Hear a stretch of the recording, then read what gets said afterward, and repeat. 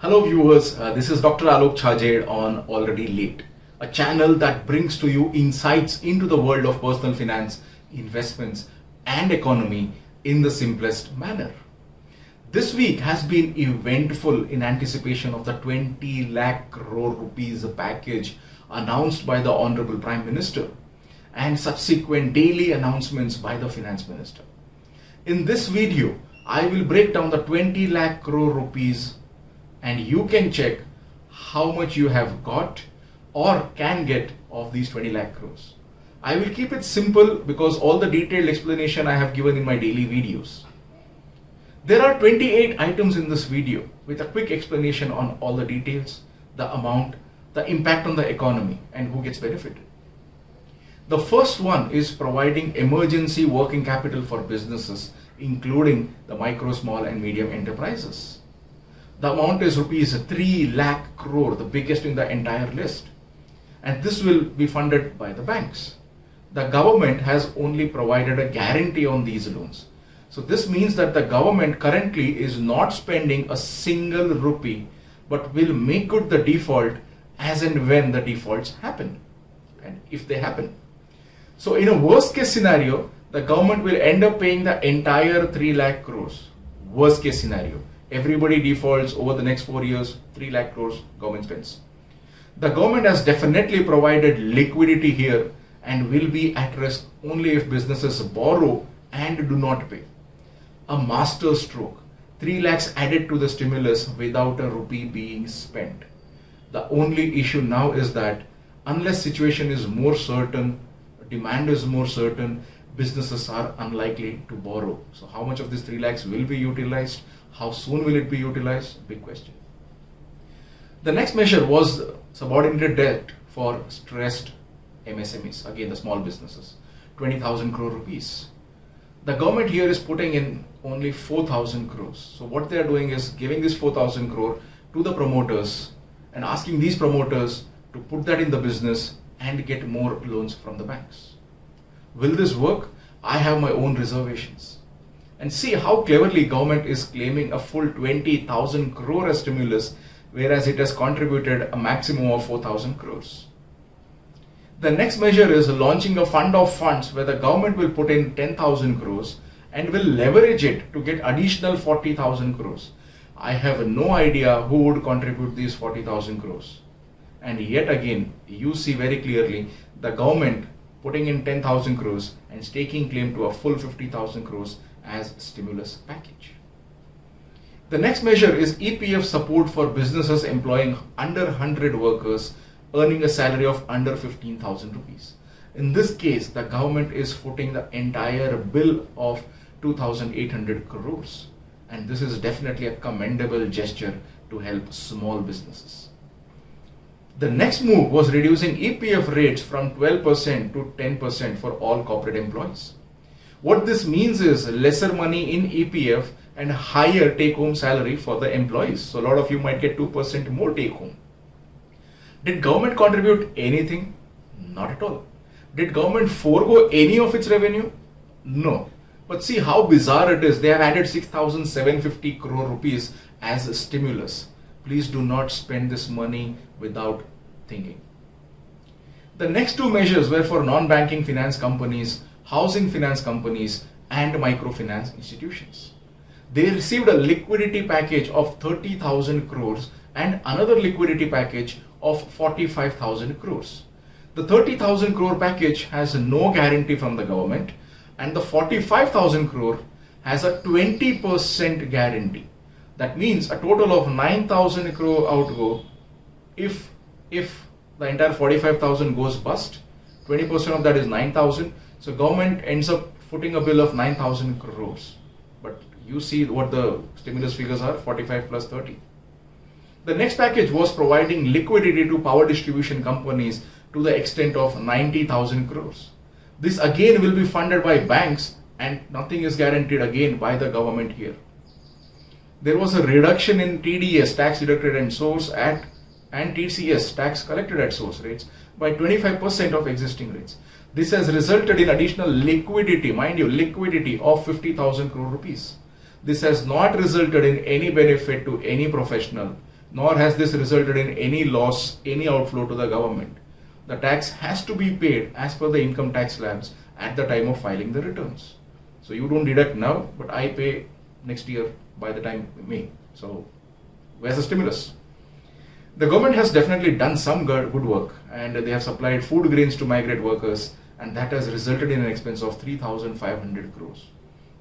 Also, interest subvention on Shishu loans under Mudra schemes. Now you know these are loans less than 50,000 rupees individually, and the 2% interest subvention will result in an expense of 1,500 crores to the government.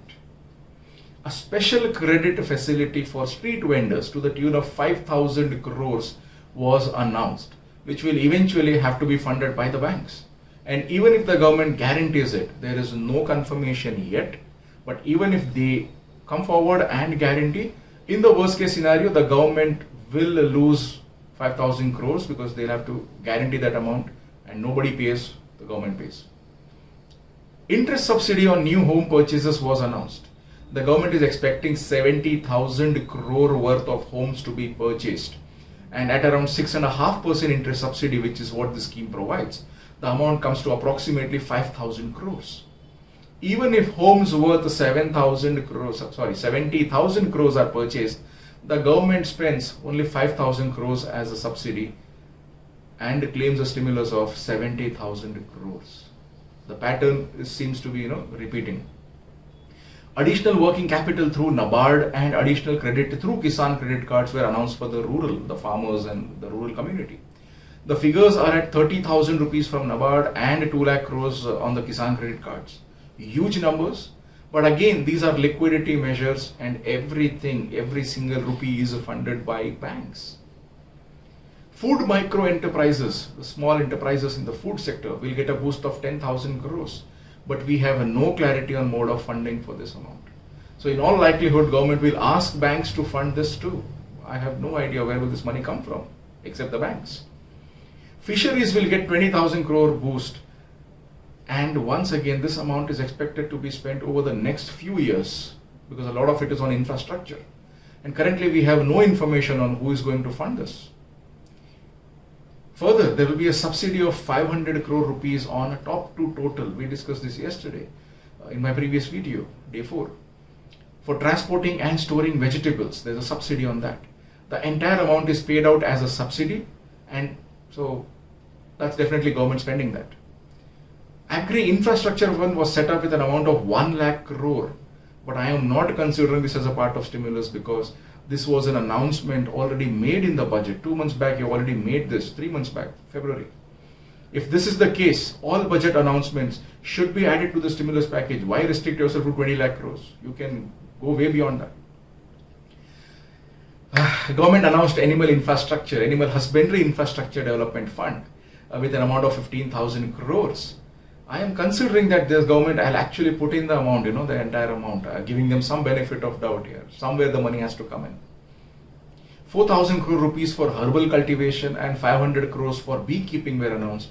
I am again considering that the government will actually spend this entire money from its own sources in the next few months only.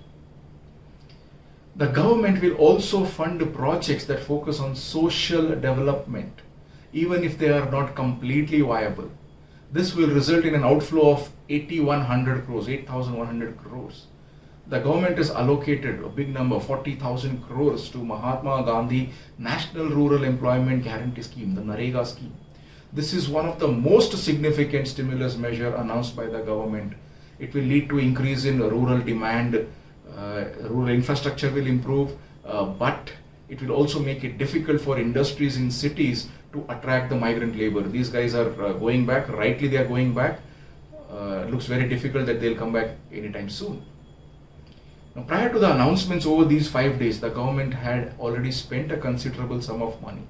The government had spent rupees 1,70,000 crores under the Pradhan Mantri Garib Kalyan package, which included cash transfers, food supply, and a lot of other measures.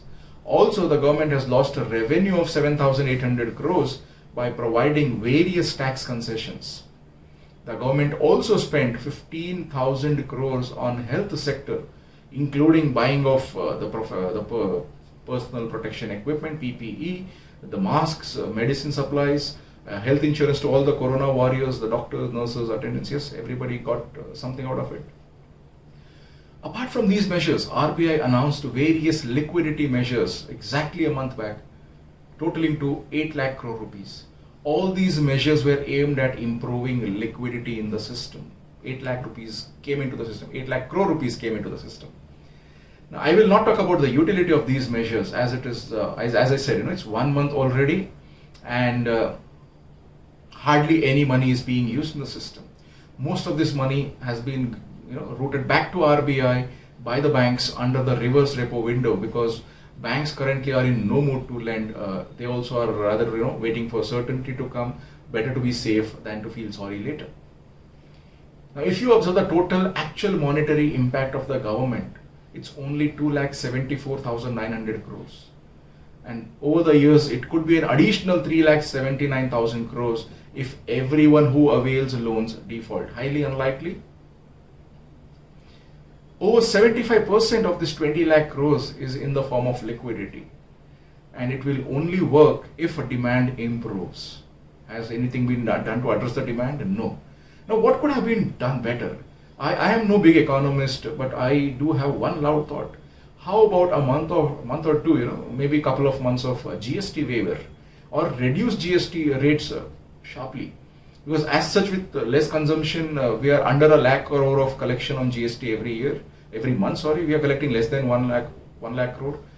So foregoing a couple of lakh crores over the next quarter, it would have definitely boosted the industry sentiment, and it would have definitely boosted the demand with lower taxes, lower prices.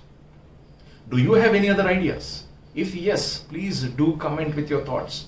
Do subscribe to my channel if you want personal finance content brought to you in simplest possible way. Thank you.